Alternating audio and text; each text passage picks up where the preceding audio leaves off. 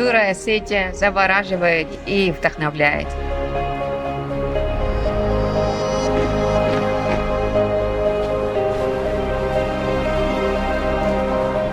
Спасибо вам. В Осетии самые дружелюбные люди.